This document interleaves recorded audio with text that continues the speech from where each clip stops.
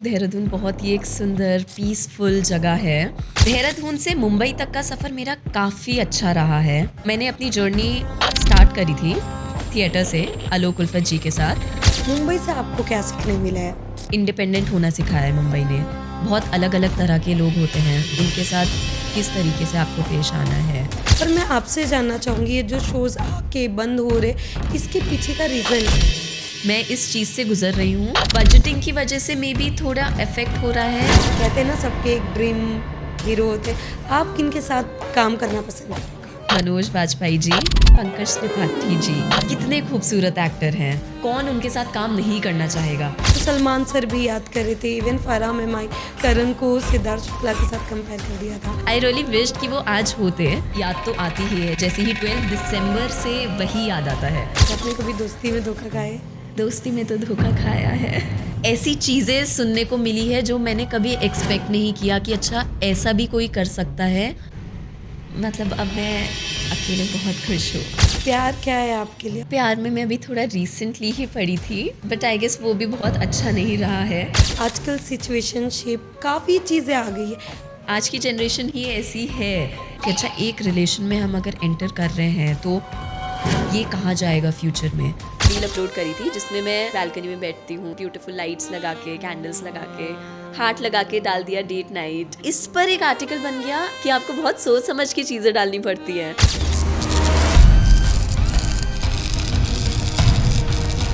Hi, my name is Gauri Agarwal and you are watching me on Bazooka.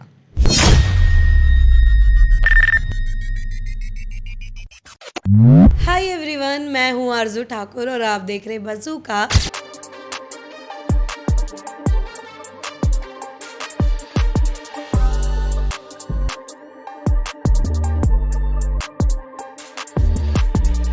आज हमारे साथ है, कह सकते हैं ना, क्यूट सी प्यारी सी गौरी अग्रवाल। हाय, सबसे पहले कैसे हो आप?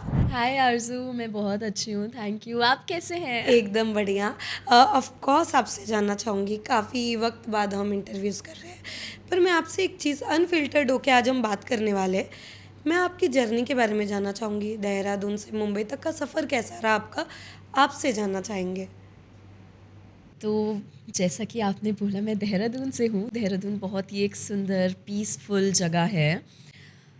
देहरादून से मुंबई तक का सफ़र मेरा काफ़ी अच्छा रहा है।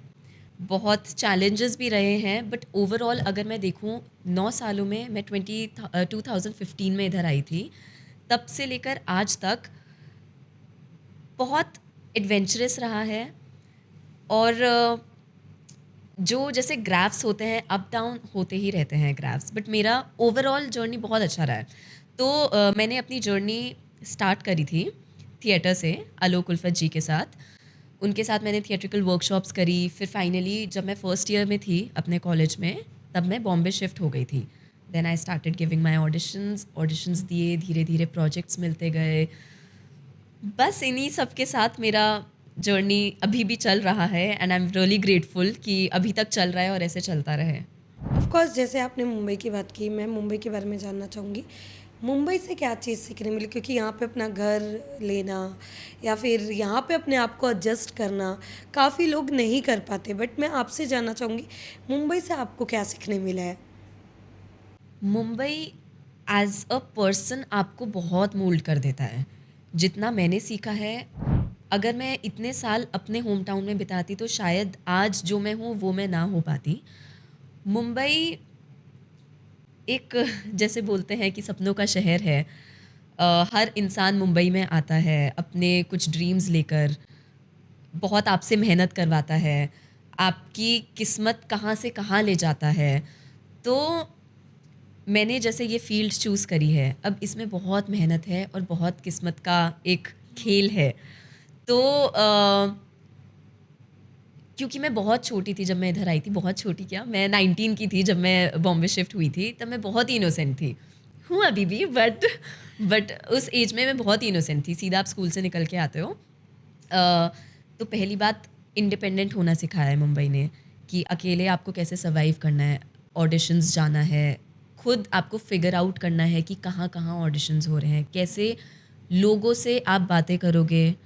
बहुत अलग अलग तरह के लोग होते हैं, उनके साथ किस तरीके से आपको पेश आना है। फिर बहुत रिजेक्शंस फेस करने को मिलते हैं क्योंकि आप बहुत ऑडिशंस देते हो तो आप सब में तो नहीं सेलेक्ट हो सकते। तो उन रिजेक्शंस को कैसे फेस करना है, किस तरीके से आपको अपना अगला दिन प्लान करना है और वो रिजेक्शन के बाद का अगला फेज़ प्लान करना है। फिर रिजेक्शंस के साथ साथ खुशी जब किसी प्रोजेक्ट में आप सेलेक्ट हो जाते हो, फिर उसको निभाना कैसे है। एज़ एन एक्टर और एज़ एन इंडिविजुअल आप कैसे हर क्योंकि आर्टिस्ट का कोई एक काम नहीं है, वो अलग अलग प्रोजेक्ट्स करता है, तो अलग अलग इन्वायरमेंट में कैसे फिट इन होना है। इतने लोगों के साथ काम करना, हर दिन नए लोगों के साथ काम करना बहुत आसान बात नहीं है, क्योंकि जैसे ही आप एक के साथ कंफर्टेबल होते हो वो प्रोजेक्ट एंड होके आपको नए लोगों के साथ काम करना है। तो ये चीज़ सिखाया है कि तरह तरह के लोगों के साथ कैसे काम करना है, कैसे डायरेक्शन लेनी है, सुनना कैसे है, क्योंकि जब तक आप सुनोगे नहीं आप करोगे नहीं। तो बहुत सारी चीज़ें सिखाई है मुंबई ने, और आई गेस कोई और सिटी मतलब इतना नहीं सिखा सकती जितना मुंबई सिखाती है। ओके। वेल इसके अलावा मैं जानना चाहूँगी कि जैसे आपने कहा कि काफ़ी कम एज में आप आए हो, आपकी फैमिली का कितना सपोर्ट था उस वक़्त जब आपने सोचा होगा? और मैं जानना चाहूँगी कि कब आपके ऐसा ख़्याल आया कि हाँ, अब एक्टिंग करनी है या अब ये करना है? तो ऑफ़ कोर्स आपकी फैमिली का सपोर्ट, और क्या कहना चाहोगे आप? मेरी फैमिली का सपोर्ट मुझे हमेशा से रहा है। मैं बहुत मेरा एक्चुअली अगर बस चलता ना मैं बहुत बचपन में आ जाती। बट वही होता है ना कि आप छोटे में आपने कभी आप देहरादून से बाहर नहीं निकले हो और साथ में आपके पेरेंट्स को आना पड़ेगा, किसी बड़े को साथ आना पड़ेगा। मेरी मदर इसमें स्टेट गवर्नमेंट में she is the principal in the education department, तो वो साथ-साथ नहीं आ सकती। सबकी मतलब अपने-अपने उस एज में कोई साथ में नहीं आ सकता। तो जब मैंने अपना स्कूल ख़त्म कर लिया तो उसके बाद मैं अकेले आ सकती थी, तो that is when I came by my self. तो पेरेंट्स का सपोर्ट मुझे इतना कुछ ऐसा नहीं लगा कि मुझे बहुत उनको मनाने की ज़रूरत है, क्योंकि उनको पता था कि this is what I want to do. तो स्कूल ख़त्म होते ही मैं यहाँ पे आ गई हूँ। सफ़र तो काइंड ऑफ मेंटली शुरू हो चुका था बचपन में ही, और जब ऐड आता था सब किसका? रसना का। हाँ। जब रसना का ऐड आता था तो तब से मुझे जाना था। तो फाइनली 12th के बाद मैं आ पाई। ओके। वेल ऑफ कोर्स मैं आपसे अब बात करूँगी क्योंकि आपने काफ़ी हिट शोज़ किए हैं। कह सकते हैं ना कि जितने भी आपने अभी तक शोज़ किए काफ़ी हिट रहे।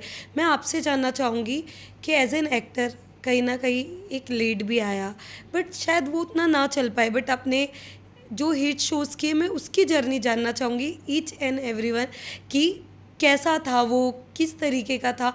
और ऑफ़ कोर्स हम कहते हैं ना कि जब हम एक साइड पे रहते हैं वहाँ पे हमारा बॉन्ड अच्छा हो जाता है। मैं आपसे जानना चाहूँगी क्योंकि काफ़ी लोग कह के गए, ये टीवी इंडस्ट्री हो या चाहे किसी में भी, दोस्त यहाँ पे ज़्यादा वक़्त के लिए नहीं रहते। आपसे जानना चाहूँगी कि क्या ऐसा सब कुछ आपके साथ भी हुआ है? तो ऐसा तो देखिए बिल्कुल नहीं है कि दोस्त यहाँ पे ज़्यादा वक़्त तक नहीं रहते। एटलीस्ट मेरे साथ तो ऐसा बिल्कुल भी नहीं है, क्योंकि मुझे यहाँ पे दोस्त से ज़्यादा फैमिलीज़ मिली है।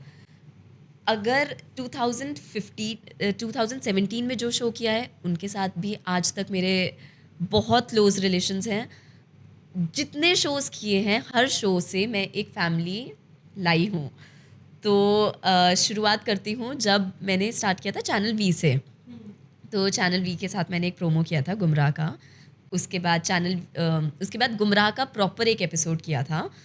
तो तब से लीड का वो एक चस्का चढ़ा है, क्योंकि जब आप स्टार्टिंग में आते हो यस। पहले आपको लगता है कि काम करना है, बट वो लीड करा उस एपिसोड में, तब मतलब ऐसा था कि अब रुकना नहीं है कि अब शुरुआत हो चुकी है, और वो शुरुआत मेरी जल्दी हो गई थी। फिर मेरा पहला प्रॉपर टेलीविज़न शो दिल से दिल तक था। उसमें मेरा सपोर्टिंग कैरेक्टर था। वो 2017 में था।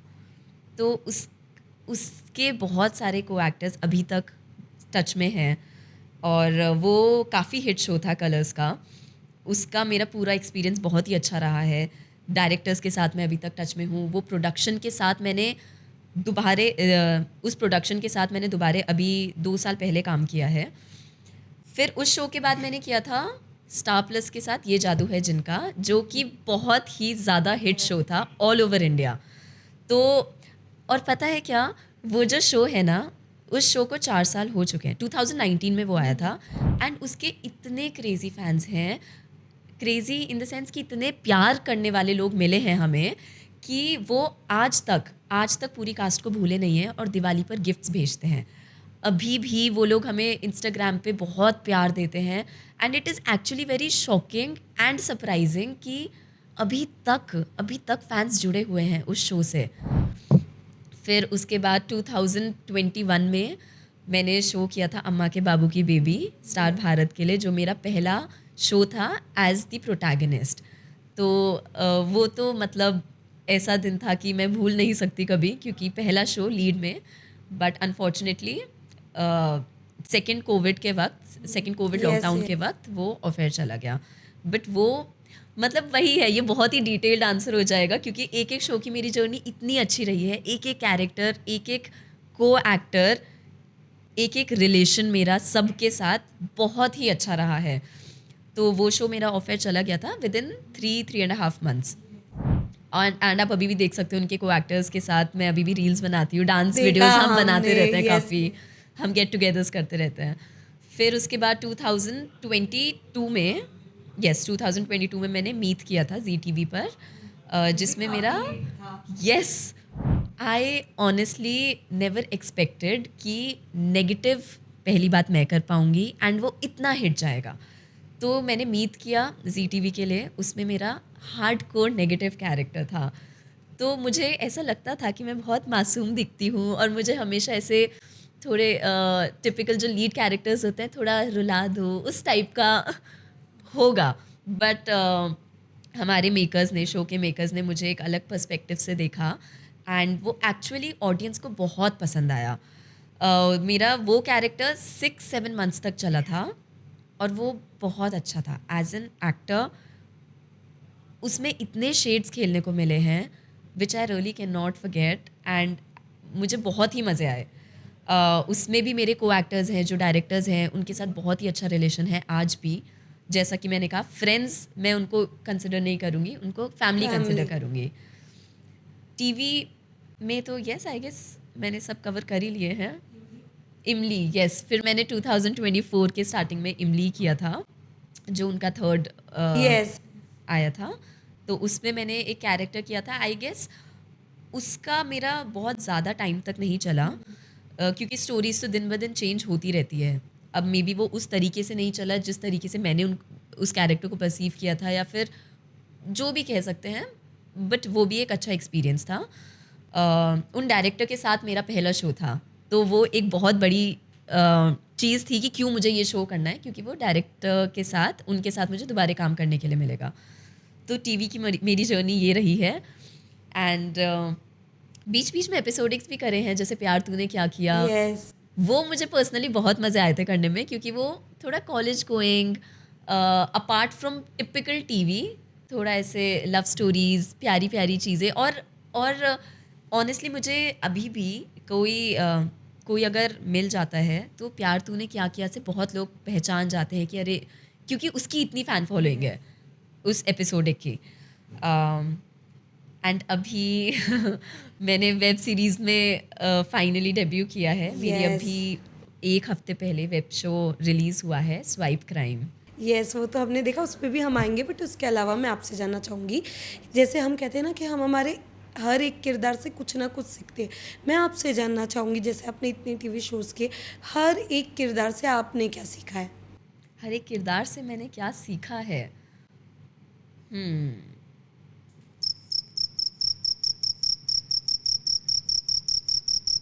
ठीक है, तो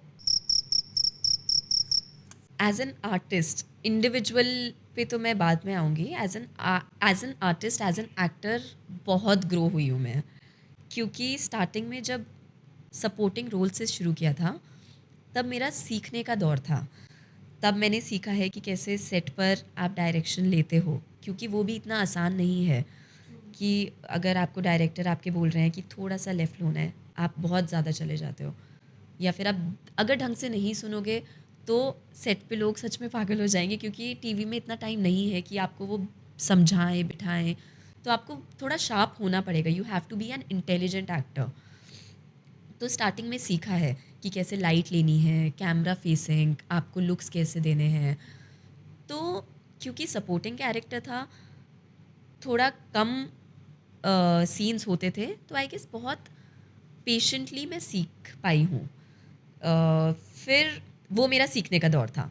उसके बाद जब मैंने लीड किया, उसमें एकदम से अचानक आप ही आप हो, हर सीन में आप हो, तो उसमें बहुत रिस्पॉन्सिबिलिटी आ जाती है। तो आपको रिस्पॉन्सिबिलिटी लेना मैंने सीखा है। क्योंकि मैं मतलब मेरी एक एल्डर सिस्टर है, तो छोटे वाले होते हैं ना, थोड़े कम रिस्पॉन्सिबल होते हैं। तो टीवी में जब आप लीड कर रहे हो, तो मुझे बहुत रिस्पॉन्सिबल होना मैंने सीखा है, क्योंकि शो आपके शोल्डर्स पर है। कैसे आप इंटरव्यूज़ दोगे, ये चीज़ें कोई बात नहीं करता है। आई गेस इंटरव्यूज़ देना भी बहुत करेक्ट। बड़ी बात है। आप एक्टिंग कर लेते हो, बट इंटरव्यूज़ देना is very different from acting in front of the camera. तो ये सीखा है मैंने। जब मैंने नेगेटिव कैरेक्टर किया, तो मुझे पता चला कि कैसे मैं डिफरेंट शेड्स प्ले कर सकती हूँ। एंड मैंने नेगेटिव से थोड़ा बहुत रिलेट इसलिए भी किया, क्योंकि हर इंसान इतना पॉजिटिव नहीं होता, हर इंसान के अंदर एक ग्रे शेड होता है। तो आई गेस आप भी इससे रिलेट तो यस। करोगे ही, कोई बहुत पॉजिटिव नहीं होता, तो ट्रू। नेगेटिव कैरेक्टर्स थोड़े रिलेटेबल होते हैं। तो यस, मैंने ओवरऑल अपनी जर्नी में हर एक किरदार से रिस्पॉन्सिबल होना सीखा है, मेहनत करना सीखा है, कंफर्ट जोन से बाहर जाके काम करना सीखा है। एंड एज एन इंडिविजुअल तो आप ऑटोमेटिकली ग्रो करते ही हो, अगर आप एज एन एक्टर ग्रो कर रहे हो तो। ऑफ कोर्स ये आपने बहुत सही बात की। बट इसके अलावा मैं जानना चाहूँगी, कास्टिंग जब वर्ड आता है तो लोगों के दिमाग में काफ़ी चीज़ें चलने लग जाती है। मैं आपसे जानना चाहूँगी कि लोग शायद आज भी टेलीविज़न में या फिर आप कह लो कि फ़िल्म्स या किसी में भी बनने के लिए वो लोग खुलकर बात नहीं कर पाते। मैं आपसे जानना चाहूँगी, क्या ऐसा कुछ आपने फ़ेस किया है? तो मैं बहुत ही शुक्रगुज़ार हूँ भगवान का कि मेरी जर्नी बहुत अच्छी रही है। मुझे आज तक इतने सालों में बहुत अच्छे लोग मिले हैं, और ऐसा कोई एक भी इंसान नहीं है ऑनेस्टली जिसका मैं नाम लेके कह सकूं कि मेरा ये पोर्शन अच्छा नहीं रहा है इस फेज़ का। तो मेरे साथ ऐसा कुछ कभी नहीं हुआ है। एंड ऑनेस्टली मैं बस अपना काम करती हूँ, मैं अपनी मेहनत करती हूँ, मैं ढूंढती हूँ कि कहाँ ऑडिशंस हो रहे हैं, मैं ऑडिशन देती हूँ। मैं बहुत ही एक रिजर्व्ड काइंड की लड़की हूँ, मतलब I am a very reserved girl. तो मैं बहुत सोशलाइज नहीं कर पाती, तो मैं अपना सिंपल ऑडिशंस देती हूँ, मुझे कहीं से कॉल आता है, मैं काम करती हूँ, और मैंने आज तक काम किए हैं सब थ्रू ऑडिशंस। और यस, मुझे मतलब एक एक स्टेप पर बहुत अच्छे लोग मिले हैं। तो ये क्वेश्चन ही आई गेस मेरे लिए बहुत नहीं था कह सकते हैं। हाँ। ऑफ कोर्स मैं इसके अलावा भी और भी मेरे पास सवाल है, जैसे कि हमने हमेशा देखा है कि जब आप टीवी करते पहले आर्टिस्ट को टाइम दिया जाता था उन्हें अपने आप को प्रेजेंट करने के लिए। बट आजकल शोज़ आ रहे हैं, चले जाते हैं, और काफ़ी लोग कभी एक्टर्स को ब्लेम करते। पर मैं आपसे जानना चाहूँगी, ये जो शोज़ आके बंद हो रहे, इसके पीछे का रीज़न क्या है? मेरे अकॉर्डिंग ये जो आजकल शोज़ बहुत जल्दी बंद हो रहे हैं, आई थिंक ये कोविड के बाद थोड़ा स्टार्ट हुआ है, जब बजटिंग थोड़ा इफ़ेक्ट हुआ है। अब आई डोंट नो, मैं गलत भी हो सकती हूँ, बट आप अगर पहले देखेंगे, पहले शोज़ चलते ही रहते थे ट्रू। और लोगों को बहुत पसंद आते थे। एंड आप अगर एक एक एक्टर को देखेंगे,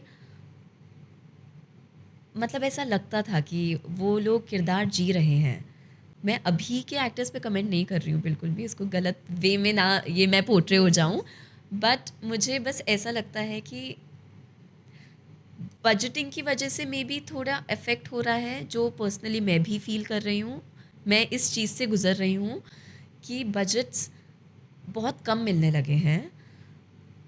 तो उससे क्या होता है, बहुत सारे एक्टर्स हैं, क्योंकि ऑब्वियसली आपको बॉम्बे में अगर सर्वाइव करना है, तो बॉम्बे में काम लेने के लिए बहुत सारी चीज़ें हैं। एक हो जाता है कि आप चूज़ करते हैं प्रोजेक्ट, कि मुझे ये नहीं करना है, ये करना है, तो आप मतलब आपको बहुत स्ट्रेस नहीं है, आप वेट कर सकते हैं दूसरे प्रोजेक्ट का। किसी किसी के पास कंस्ट्रेंट होता है टाइम का, कि नहीं हमको इस टाइम में काम करना पड़ेगा। एंड ऑफ कोर्स लोगों को अपना रेंट तो देना ही है ना, लोग अकेले रह रहे हैं बॉम्बे में, तो काम लेना ज़रूरी है। तो वो अलग अलग फैक्टर्स हो जाते हैं जिस बेसिस पे आप शो दूसरा लेते हैं। देखो टीवी एक ऐसा मीडियम है जिसमें आपके पास जैसे बोलते हैं कि क्रिएटिव लिबर्टी बहुत नहीं होती है, और वो क्यों होती है, क्योंकि टेलीकास्ट निकालना होता है। एक दिन में 22 मिनट्स का टेलीकास्ट निकालना ही निकालना है। सब डायरेक्टर्स पर बहुत प्रेशर रहता है। तो ये एक हम इस चीज़ को शिकायत नहीं कर सकते कि हमें क्रिएटिव फ्रीडम नहीं मिल रहा है, क्योंकि अब ऐसा ही है। टीवी में आपको रोज़ का टेलीकास्ट निकालना है, और अब तो संडेज़ को भी टेलीकास्ट आ रहे हैं, तो प्रेशर बहुत ज़्यादा है। पर अब बजट की वजह से मेरे हिसाब से ऐसा हो रहा है कि ऑलमोस्ट हर शो में थोड़े फ्रेशर्स आ रहे हैं, विच इज़ नॉट, रुको, फ्रेशर्स वाला I think I should not point out freshers, but बहुत कम बजट में अभी कुछ लोग आने को रेडी हो जाते हैं, तो उनको स्टार्टिंग से बहुत वक्त लगता है चीज़ें सीखने में, वो टेलीकास्ट को अफेक्ट कर रहा है। तो I guess by the end show बहुत जल्दी बंद हो जा रहे हैं, ये मुझे लगता है। फैक्टर्स डेफिनेटली बहुत सारे होंगे, प्रोडक्शन के, चैनल के, इंटरनल जो भी फैक्टर्स होंगे, बट मुझे अभी ये लगता है कि एक्टर्स को थोड़ा टाइम ज़्यादा लग जाता है सेट पर। जैसे अब मैं फॉर एग्जांपल मैं अपने आप को लेती हूँ, मैंने जितने शोज़ करे हैं, जैसे मेरा अगर मेरे को आते ही पहला लीड मिल जाता, मुझको बहुत बहुत वक्त लगता अपनी लाइट समझने में, कैसे कैमरा के एंगल समझने हैं। पर क्योंकि मैं 2 शोज़ पहले कर चुकी थी सपोर्टिंग कैरेक्टर में, तो मुझे सेट का एक्सपीरियंस आ गया था कि अच्छा ऐसे ऐसे चीज़ें चलती हैं टीवी में।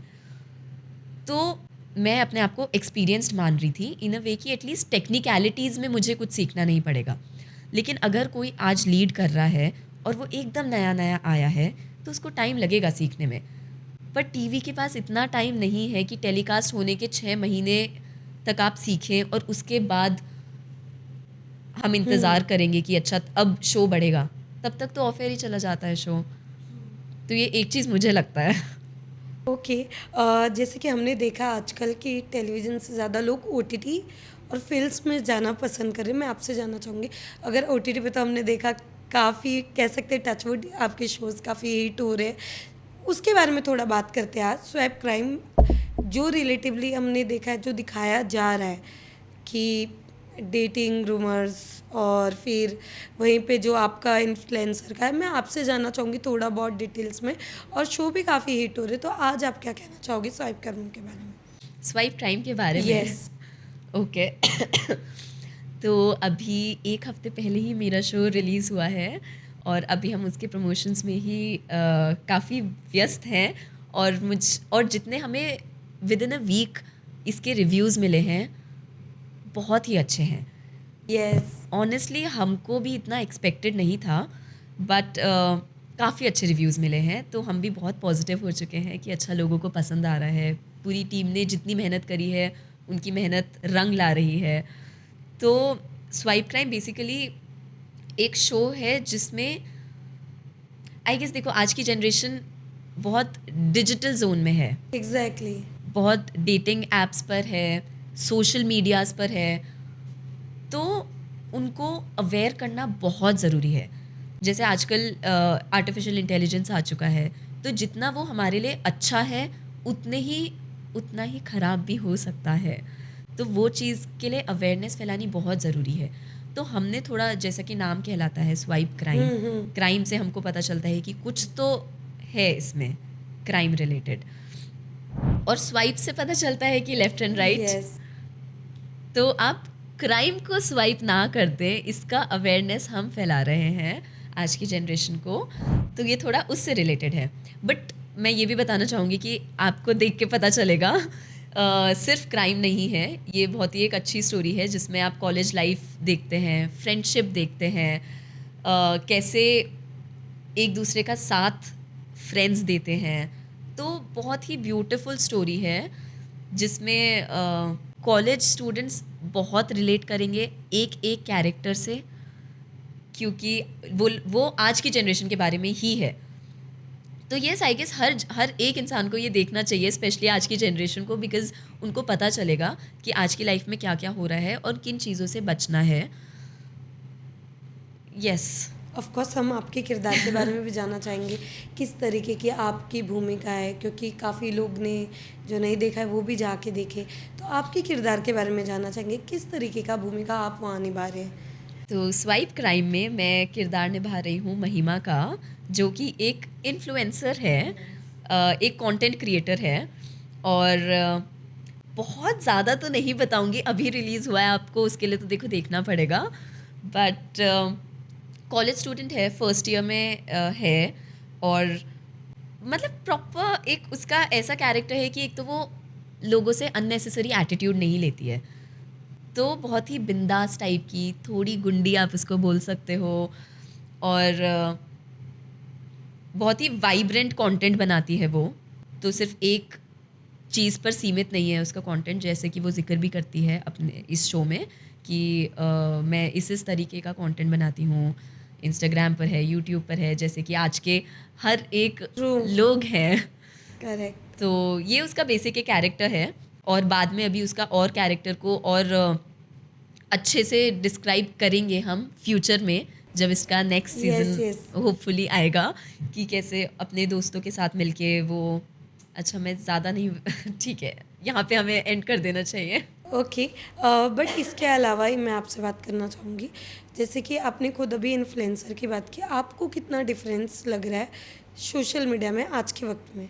क्योंकि लोग काफ़ी एक्टिव वहाँ पे रहने लग गए। कोविड के बाद कह सकते हैं सबसे ज़्यादा लोगों ने ओटीटी और इंस्टाग्राम को ही चूज़ किया है। आपको कितने चेंजेस दिख रहे हैं? एज़ एन आपने एक रोल भी किया है, तो क्या कहना चाहोगे आप? आई थिंक अभी सब कुछ सोशल मीडिया बन चुका है। कोविड के बाद, कोविड में कितने लोगों ने यूट्यूब चैनल्स अपने बनाने स्टार्ट करे थे। यस। वो वो तो निकला था क्योंकि लोग मतलब वो एक शुरुआत ही हुई थी क्योंकि लोग घर में बोर हो रहे थे। पर धीरे-धीरे कब ये चीज़ इतना बढ़ जाएगा, इतनी हाइप पर आ जाएगा, किसी ने इमेजिन नहीं किया था।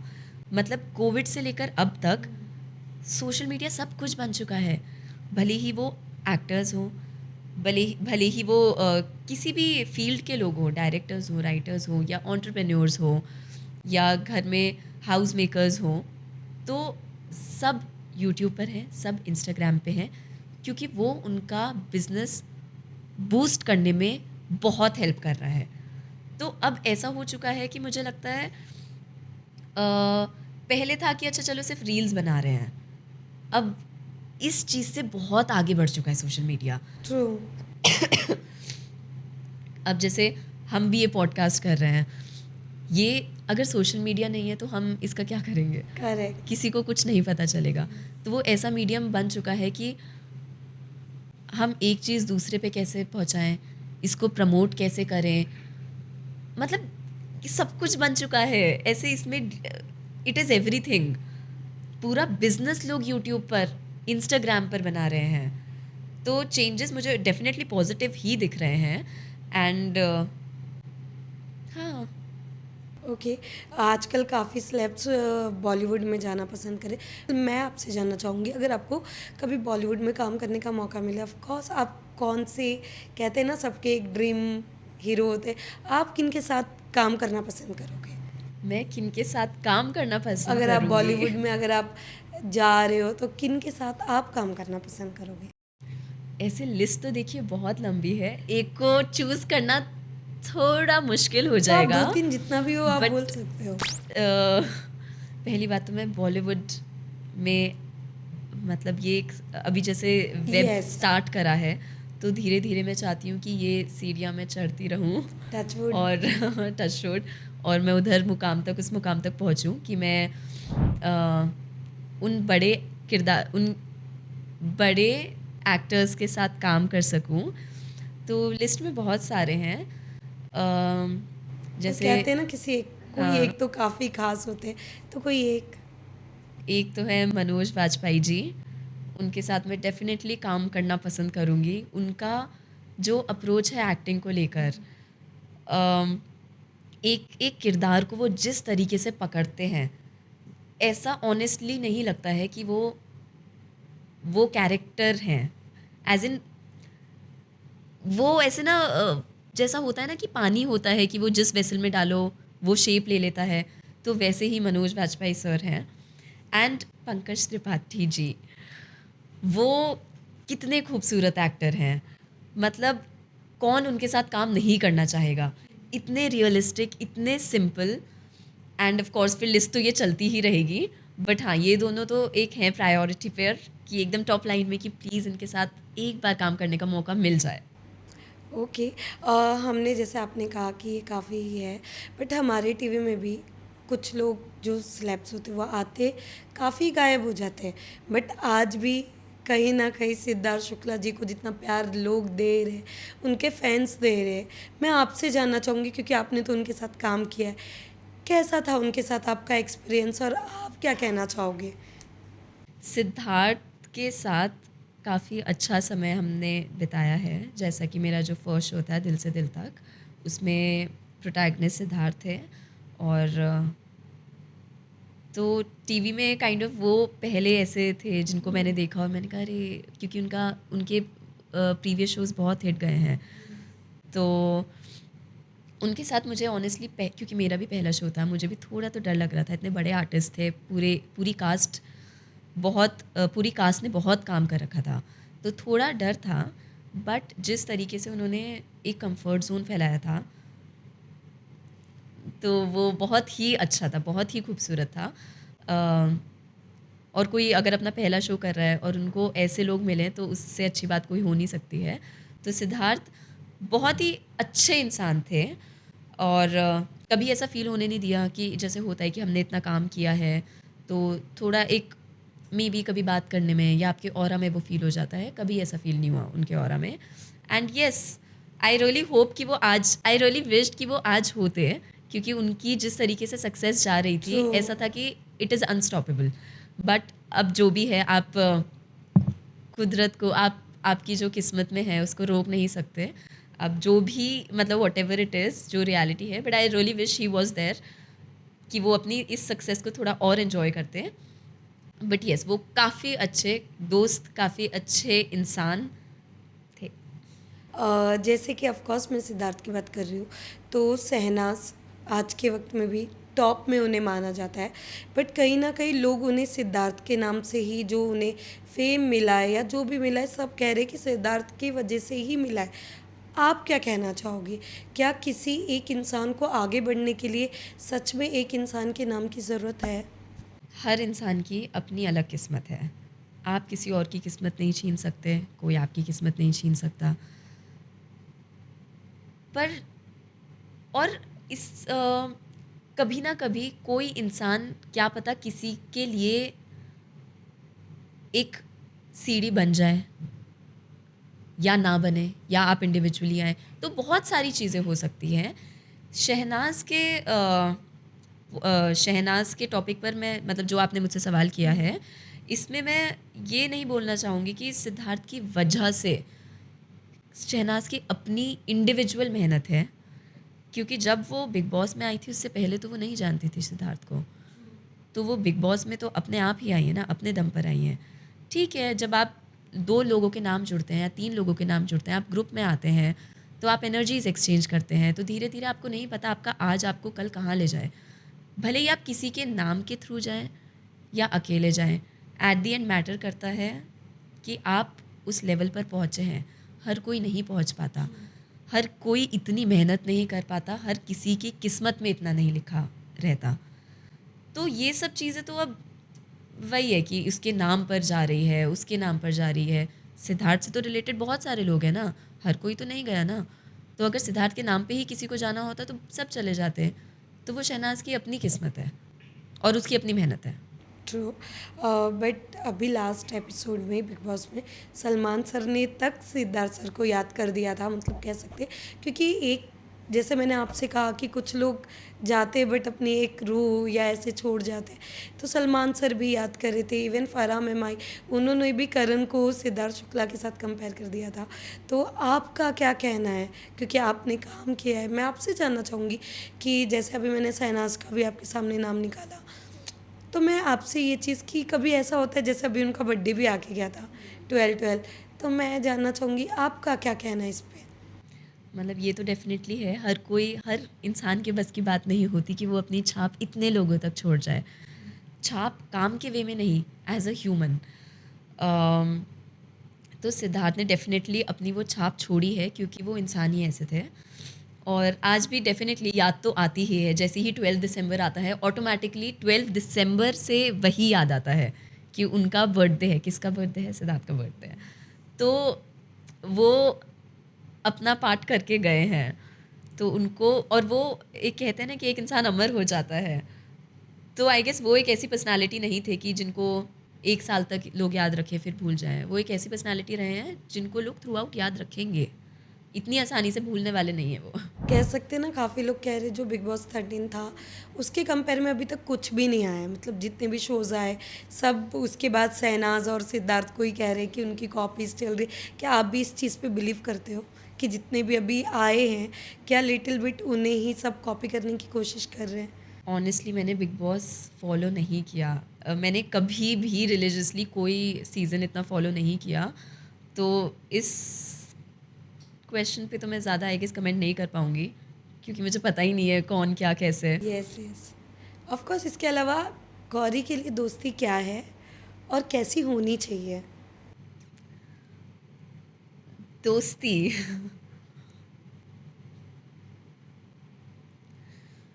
दोस्ती आई गेस दोस्ती मेरे लिए बहुत मैटर करती है डेफ़िनेटली। और अगर मैं किसी को अपना दोस्त मानती हूँ, तो मैं उसको अपनी फ़ैमिली मानती हूँ।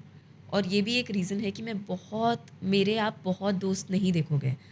मैं हर किसी को अपना दोस्त नहीं कह सकती। आप मेरे को-एक्टर्स हो, आप मेरे डायरेक्टर हो, पर दोस्त जो होते हैं फिर उनसे कहीं न कहीं आप एक्सपेक्टेशंस भी नहीं बोलूँगी, बट एफ़र्ट्स तो देखिए हर रिलेशन निभाने में लगते हैं।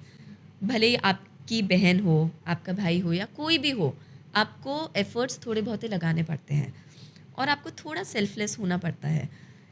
ईगो छोड़नी पड़ती है कि कभी जैसे आप और मैं अगर दोस्त हैं, आप मुझसे बात नहीं कर रहे तो मैं सोचूँगी कि अच्छा नहीं बात कर रहे, बाहर में जाओ। तो ऐसा नहीं होता। मतलब कभी-कभी मतलब हर जगह ईगो फिट नहीं होता। अगर आप अच्छे दोस्त हो तो मुझे एक बार आना है आपके पास, मैं आपको मनाऊँगी, दूसरी बार भी मनाऊँगी, शायद तीसरी बार ना मनाऊँ तब तो बहुत ज़्यादा हो जाएगा, तीसरी या 4th टाइम। तो दोस्ती बहुत एक अच्छी चीज़ है जो जैसे कि अगर मैं आपके सामने नहीं हूँ, तो मैं पीठ पीछे आपके बारे में क्या बोल रही हूँ, पीठ पीछे मैं आपको कितना डिफेंड कर रही हूँ। और ऐसा भी नहीं है कि दोस्ती दिखानी है, वो बिना दिखाए लोगों को पता होता है कि अच्छा ये मत एज़ इन लोगों को दिखाने की ज़रूरत नहीं है कि अच्छा हम तो बहुत अच्छे दोस्त हैं। वो आपको पता होता है कि आप अच्छे हैं। वो एक बहुत ही ना कहते हैं सोल्स का कनेक्शन है जो हर कोई मेरे लिए तो मतलब मैं ग्रुप्स बहुत दोस्त नहीं बना सकती। मुझे 2 हैं या 1 हैं, I am okay with it, but वो क्लोज़ होते हैं। वो फिर मेरी फैमिली होते हैं। लोग कहते हैं ना कि प्यार में धोखा खाता है, आपने कभी दोस्ती में धोखा खाया है? दो दोस्ती में तो धोखा खाया है। क्या कहना चाहोगे? ऑफ कोर्स जैसे आपने कहा, तो कुछ ऐसा इंसिडेंट जो आज आप शेयर करना चाहते हो? देखिए इंसिडेंट तो नहीं शेयर कर पाऊँगी, बट धीरे-धीरे एक ऐसा होता है ना कि आप जिस तरीके के इंसान होते हैं, आपको हर कोई वैसा ही लगता है।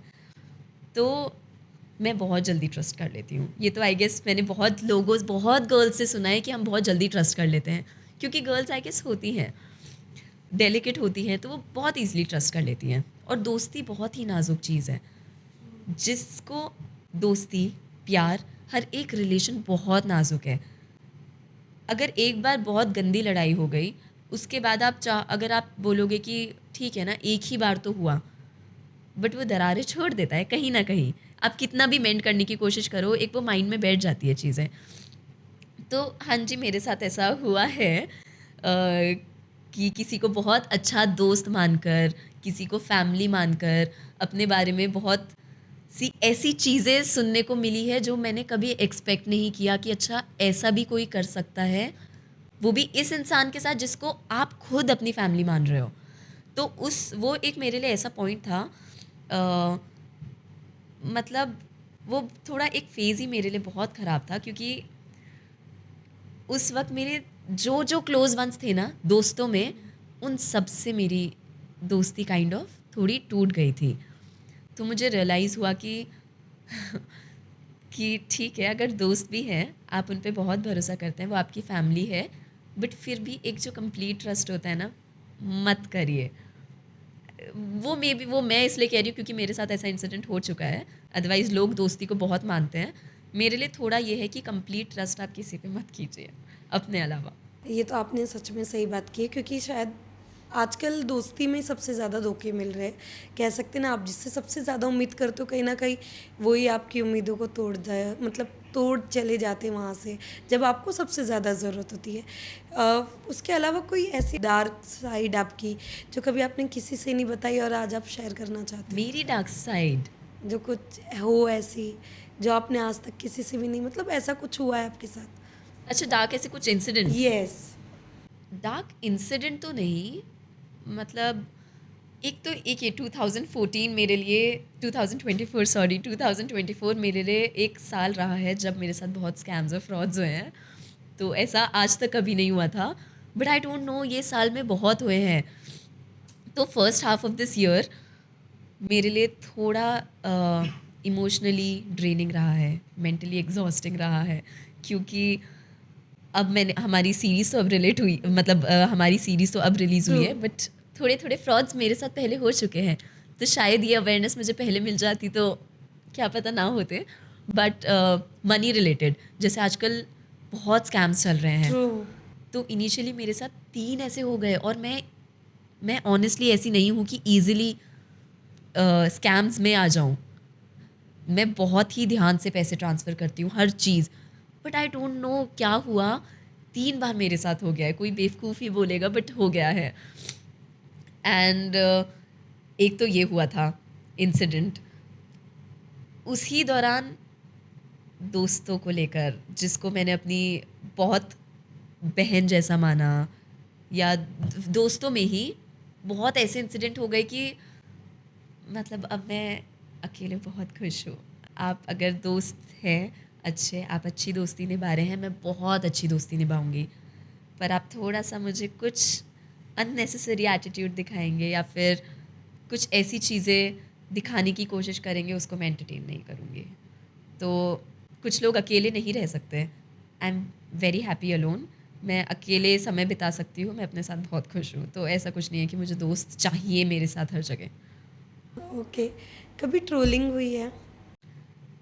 ट्रोल तो नहीं हुई हूँ, थोड़ी बहुत ही सोशल मीडिया पे गालियाँ पड़ी है जब मैंने नेगेटिव कैरेक्टर प्ले किया था, क्योंकि वो इतना हार्डकोर नेगेटिव था कि ऑडियंस हमारी थोड़ी डिस्टर्ब हो गई थी कि लीड्स के प्यार के बीच में जो हमारे 2 किरदार हैं, उनके बीच में तुम आ रही हो, तो वो ऑब्वियसली लोगों को थोड़ा-सा हर्ट कर जाती है, उनके सेंटिमेंट्स को।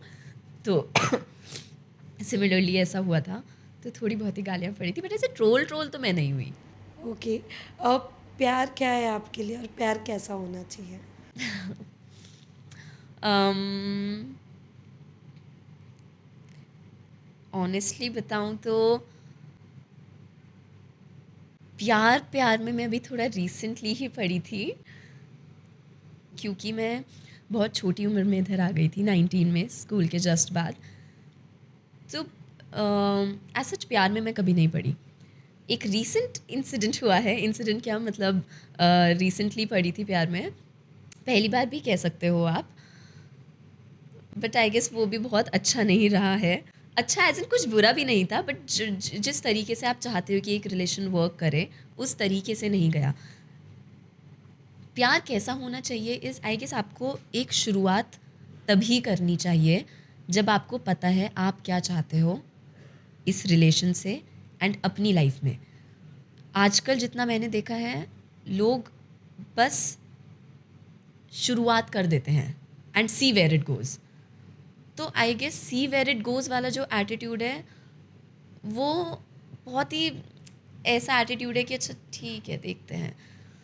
तो ऐसा नहीं होना चाहिए, क्योंकि ऐसी ही चीज़ में मैं गलती से एक बार पड़ गई हूँ, जो मुझे ऐसा लगा कि नहीं होना चाहिए, जो मेरी तरफ से नहीं था। तो जैसा कि आपको पता ही है, आजकल जितनी टर्म्स आ चुकी है, हर बहुत इन सब के बारे में बातें हो रही हैं, सिचुएशनशिप, बहुत सारे शिप्स चल रहे हैं। यस, मैं भी आपसे यही जानना चाहती थी क्योंकि लोग काफ़ी आजकल, पहले ये नहीं होता था, अगर आपने देखा होगा, आजकल सिचुएशनशिप काफ़ी चीज़ें आ गई है। आपका क्या कहना है? क्या डू यू थिंक कि आज के वक़्त में ये सारे, क्योंकि हमने मूवीज़ में भी देखी है, आजकल इस मुद्दे पे बात की जा रही है, आपसे जानना चाहेंगे, आप जिस तरीके से अभी आप शेयर कर रहे हो, क्या था वो? मतलब वो तो मेरे लिए तो वो प्रॉपर एक हुँ, मतलब मेरे लिए तो प्यार ही था।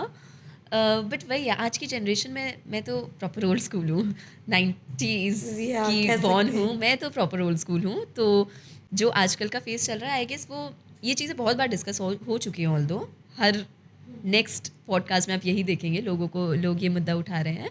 बट कहते हैं ना, it is what it is. आज की जनरेशन ही ऐसी है, एज इन दे वो इतना रिलैक्स्ड हैं, इतना उनका चिल एटीट्यूड है कि वो बहुत सोचते नहीं हैं कि अच्छा एक रिलेशन में हम अगर एंटर कर रहे हैं तो ये कहाँ जाएगा फ्यूचर में। क्योंकि अगर मैं एक रिलेशन में जाती हूँ तो ना दोस्त इतना जल्दी स्विच करती हूँ, ना ही मैं अपना पार्टनर स्विच करना पसंद करूँगी। आप हैं, मतलब मेरे लिए बहुत है। मेरे लिए दोस्ती का भी ऐसा है, मुझे एक चाहिए and I am very happy. मुझे ऐसा नहीं है कि मुझे 10 दोस्त चाहिए।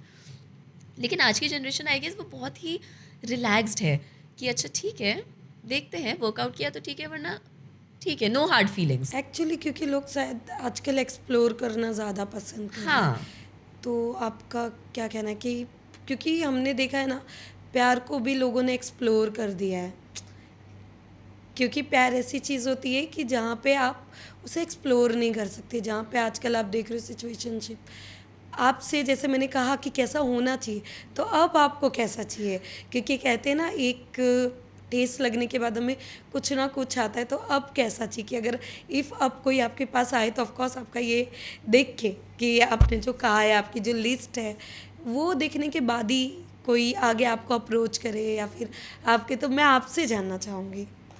तो मैं कैसा चाहती हूँ कि प्यार हो, तो वो ऐसा है कि पहले आप खुद आपको खुद को पता है कि आप क्या चाहते हो। फॉर एग्ज़ाम्पल, अगर कोई आज मुझे प्रपोज़ करता है या वाइस वर्सा है, व्हाटएवर, तो अगर मैं किसी को डेट करूँगी तो मुझे पता है कि मुझे फ्यूचर में मतलब I want to date to marry. Yes. और सामने वाले को, आई एम नॉट सेइंग कि अगर मैं आपको डेट कर रही हूँ तो मैं आप ही से शादी करूँगी, क्योंकि डेटिंग के दौरान बहुत सारी चीज़ें हो सकती है कि मुझे भी आप में पसंद ना आए। तो अगर मैं आपसे एक क्वेश्चन कर रही हूँ कि आपको शादी करनी भी है, तो दैट डजंट मीन कि मुझसे करनी है, दैट मीन्स कि आपका आइडिया डेटिंग को लेकर, आपका एंड मतलब इसका एंड मैरिज है या नहीं है। अब बहुत लोग हैं आजकल जिनको पता ही नहीं है कि उनको अपने फ्यूचर से क्या चाहिए। लोग इसको इस यहाँ भी कनेक्ट कर देते हैं कि नहीं, अभी तो मुझे करियर देखना है, which is absolutely fine. But मेरे अकॉर्डिंग ऐसा नहीं है कि या तो आप सिर्फ करियर देखेंगे या सिर्फ अपनी पर्सनल लाइफ देखेंगे। सब कुछ आप बैलेंस करके चल सकते हैं, है ना। शादी के बाद ऐसा तो नहीं है कि आपकी लाइफ ही रुक जाती है आजकल, क्योंकि शादी भी बहुत डिफरेंट हो चुकी है। अगर आप पहले से देखेंगे, अभी शादी बहुत डिफरेंट हो चुकी है। ऐसा लगता नहीं है कि अच्छा ये एक शादीशुदा जोड़ा है, बिकॉज सब काम कर रहे हैं। तो मुझे, अगर मैं आगे प्यार जो देख रही हूँ, तो वो ऐसा ही होना चाहिए कि जिसको पहली बात पता है कि उसको फ्यूचर में क्या चाहिए। टाइम पास से मैं बहुत दूर हूँ। अगर आपको पता है आप फ्यूचर में ऐसा ऐसा चाहते हैं, तो यू आर मोस्ट वेलकम। क्योंकि सच में एंटरटेन करने का टाइम नहीं है अभी। और ऑनेस्टी तो बहुत ज़रूरी है ही। कम्युनिकेशन जो मुझे लगता है मोस्ट इम्पॉर्टेंट है, क्योंकि लोग जो मैंने आपको पुराना मतलब रीसेंट वाला बताया है, उसमें कम्युनिकेशन की बहुत कमी थी। तो जब तक आप कम्युनिकेट नहीं करोगे तो कुछ हो ही नहीं सकता। एक इंसान अंदर ही अंदर किलसता रह जाएगा कि सामने वाले इस बात को कंसिडर नहीं कर रहा है, या फिर सुन भी नहीं रहा है, या इस बात पे बात नहीं कर रहा है। दोस्ती हो, दोस्ती में भी अगर आप मुझसे बहुत चीज़ें शेयर कर रहे हो, मैं कुछ नहीं कर रही हूँ, मैं सिर्फ सुन रही हूँ, कुछ बोल ही नहीं रही हूँ, एक वक्त के बाद आप भी चुप हो जाओगे, है ना। वो दोस्ती फिर आगे नहीं बढ़ेगी। तो हर रिलेशन में आई गेस कम्युनिकेशन बहुत ज़रूरी है। हाँ। वेल आप अपने आप को मोटिवेट रखने के लिए क्या करती हैं? मोटिवेट रखने के लिए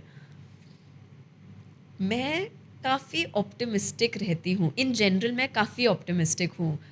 पॉजिटिविटी की तरफ ज़्यादा है मेरा नेचर।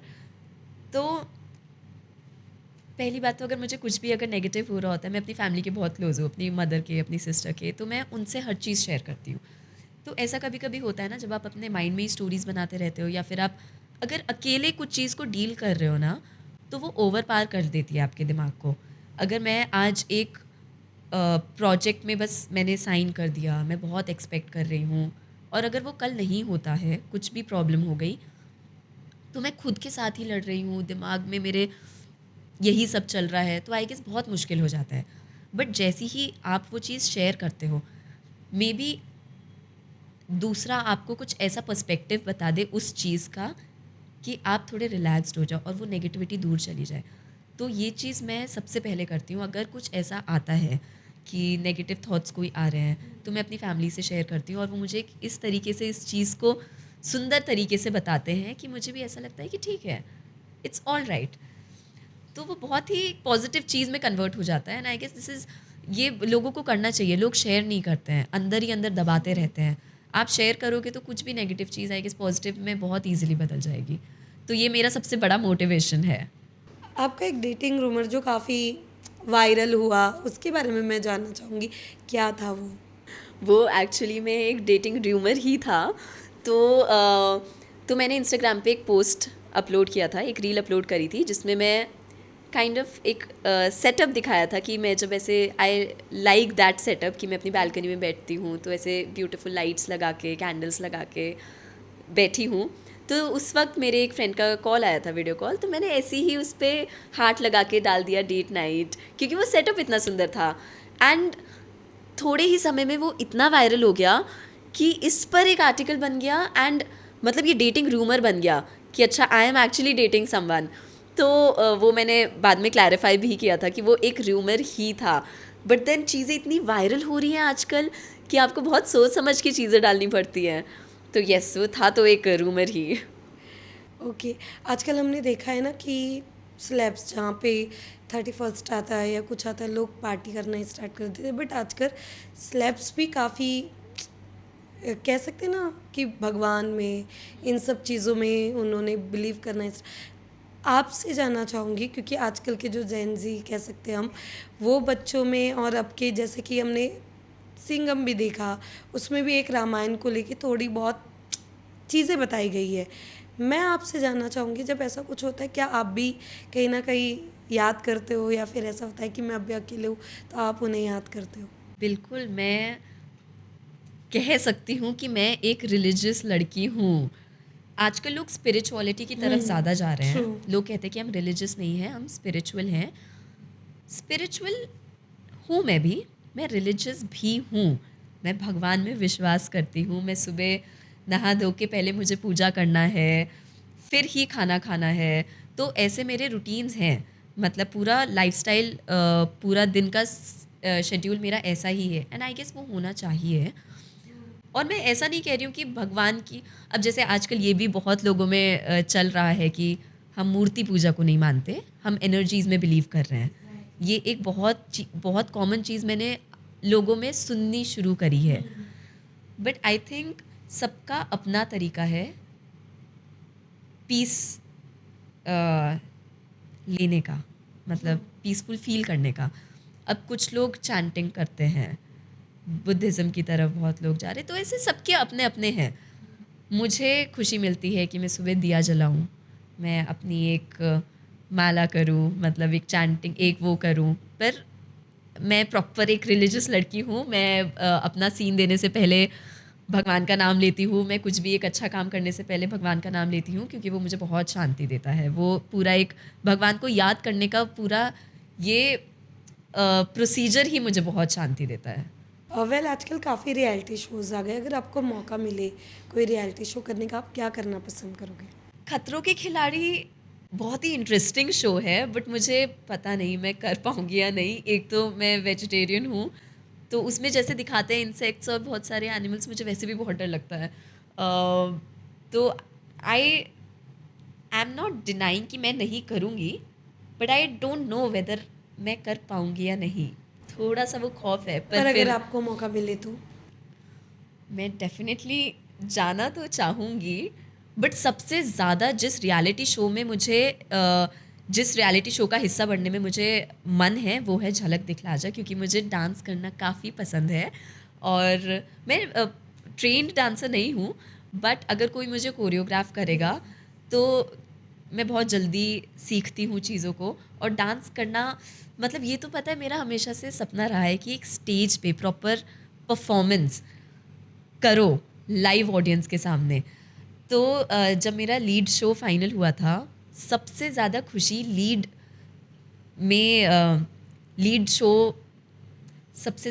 लीड शो मिलने की ये थी कि फाइनली अब मैं लीड हूँ तो मैं परफॉर्म कर पाऊँगी जो अपने अवार्ड फंक्शंस होते हैं। बट फिर वो तो शो ही ऑफ एयर चला गया, तो ये एक चीज़ है। तो फिर ये झलक दिखला जा, मुझे एक बार तो जाना है। ओके। वेल उसके अलावा हमने जैसे कि जान लिया आपकी पूरी जर्नी के बारे में, कुछ अपकमिंग जो ऐसा अलग आने वाला है? अभी तो साइबर क्राइम ऑफ कोर्स लोग देखेंगे, हम भी बताना पसंद करें, बट उसके अलावा कुछ है जो अपकमिंग है, आने वाला है? अभी बातें चल रही हैं, पर वही है, जब तक कुछ फाइनल नहीं True. होता उसको ना ही बोले तो बेहतर है। बट हाँ, आई होप कुछ अच्छा फाइनल हो जाए। जिन जिन चीज़ों की बातें चल रही हैं, बस आप भी यही होप करिए कि वेब में फाइनली जर्नी में स्टार्ट कर चुकी हूँ, तो उसमें और तरक्की मिले is what I really wish. Of course क्योंकि प्यार काफ़ी मिल रहा है। हाँ जी। उसके अलावा लास्टली आपके जो फैंस है, जो आपके फैंस बने, हमने इंस्टाग्राम पे तो देख ही लिया है, उनके लिए क्या मैसेज देना चाहोगे जो आज भी इतनी लॉयल्टी की तरह आपको कहीं ना कहीं पर वो देखना पसंद कर रहे हैं, उनके लिए क्या मैसेज देना चाहोगे आप? उनके लिए तो सिर्फ प्यार ही प्यार है, और इतनी गुड विशेस हैं उनके लिए, क्योंकि उनकी वजह से ही काइंड ऑफ हम हैं। तो जितने भी हमारे फ्रेंड्स हैं, फैंस हैं, जो इंस्टाग्राम पे हमको मोटिवेट रखते हैं, थैंक यू सो मच। क्योंकि जिस तरीके से आप कमेंट करना कभी भूलते नहीं हैं, एक भी पोस्ट पर आपके जो पर्सनल मैसेजेस होते हैं वो हमें, आपको ऐसा लग नहीं रहा होगा, बट वो ऑनेस्टली बहुत मोटिवेट करते हैं। एक एक मैसेज पढ़ के ऐसा लगता है कि अरे आपका प्यार अभी तक है। तो सच में अगर आप नहीं हैं तो हम नहीं हैं, आपसे ही हम हैं। तो थैंक यू सो मच, ऐसे प्लीज़ प्यार करते रहिए, और हम आपको इसी तरह नए नए शोज़, नई नई चीज़ें दिखाते रहेंगे। तो yes, thank you so much. Thank you. Lastly bazooka के साथ ये पॉडकास्ट करके कैसा लगा आपको? बजूका के साथ, आरजू के साथ पॉडकास्ट करके मुझे बहुत मज़े आए हैं। तो यस, आपने मेरा इंट्रोडक्शन किया था कि एक क्यूट सी लड़की के साथ हम आज पॉडकास्ट कर रहे हैं, तो मेरा ये एंड रहेगा कि एक क्यूट सी हमारी होस्ट आरजू के साथ मैंने आज पॉडकास्ट किया, जो कि काफ़ी फ़न रहा है। ओके। वेल ऐसे ही ऑफ कोर्स आपकी नई वेब सीरीज़ आती रहे, ऐसे ही हम इंटरव्यूज़ करते रहे, मिलते रहे। मैं भी होप करती हूँ, क्योंकि ये जितना हिट हो रहा है, होप सो आपकी चीज़ें भी आगे लाइफ में आगे बढ़े। तब तक के लिए ऑफ कोर्स आप गौरी अग्रवाल को इंस्टाग्राम पर फॉलो करना ना भूलें, और उन्हें ढेर सारा प्यार, जो उनकी शोज़ अभी आए हैं उन्हें भी ढेर सारा प्यार दीजिए। तब तक के लिए हम लेते हैं आपसे अलविदा। तब तक के लिए बजूका के साथ stay tuned. On my own, in the zone, that's the only way I know. Feeling low, about to blow back up. I won't ever let the doubt creep in. Gotta pop a couple more aspirin. I don't